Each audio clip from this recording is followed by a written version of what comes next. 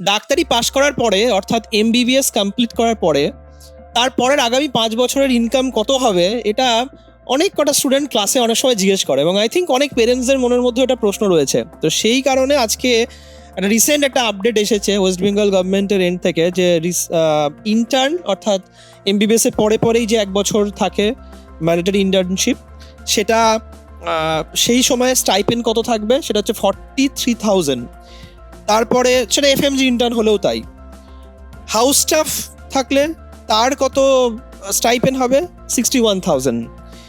তারপরে পিজি জবেও পেলো একটা স্টুডেন্ট, সেটা হতে পারে যে পোস্ট গ্রাজুয়েশনে জবে ঢুকছে, নিজের পছন্দের মতো সাবজেক্ট পাওয়াটাও এখানে একটা ব্যাপার। পাওয়ার পরে ফার্স্ট ইয়ার যখন থাকবে তখন স্টাইপেন্ড 61,000, সেকেন্ড ইয়ারেও 65,000, থার্ড ইয়ারে 69,000। আর যখন পিজি কমপ্লিট করে ফেললো তারপরে senior resident with PG diploma যদি ডিগ্রি থাকে তাহলে সেক্ষেত্রে 80,000, 80,000। যদি পিজি ডিগ্রি থাকে 3 ইয়ার্সের যে পিজি ডিগ্রি সেটা যদি থাকে তাহলে 85,000। আর যদি পিডি ডিগ্রি থাকে আরও স্পেশালিটি সুপার স্পেশালিটি থাকে তো সেক্ষেত্রে হচ্ছে 1 লাখ হচ্ছে salary will be provided by the government, West Bengal government. এখন কোন সময় থেকে বাইরে প্র্যাকটিসটা করা যায়? বাইরে প্র্যাকটিসটা করা যায় হচ্ছে যেখান থেকে সিনিয়র রেসিডেন্ট হলো, অর্থাৎ যেখান থেকে 80,000 হলো তার সাথে ও কিন্তু বাইরেও একটা স্টুডেন্ট প্র্যাকটিস করতে পারবে। মানে স্টুডেন্ট বলা উচিত না, মানে যখন সে ডাক্তার হয়ে যাবে তখন সে প্র্যাকটিস করতে কিন্তু সে পারবে। তো এই ছিল আজকের এই আপডেটটা।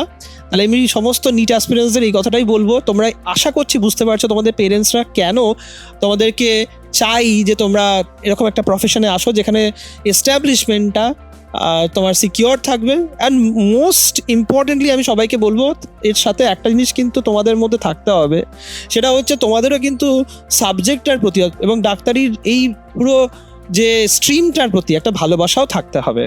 মানে এরকম ধরনের ধরো যে আমি স্যালারি বললাম সেটা তো অন্য অনেক প্রফেশনসেই আছে, কিন্তু তার সাথে তোমাকে এটাও মাথায় রাখতে হবে যে তোমার কিন্তু সাবজেক্টগুলোর প্রতি ভালোবাসা থাকতে হবে, আনন্দ থাকতে হবে। একটা পেশেন্ট সে যখন সুস্থ হচ্ছে তার মুখের যে হাসিটা সেটাও কিন্তু তোমার ভালো লাগতে হবে।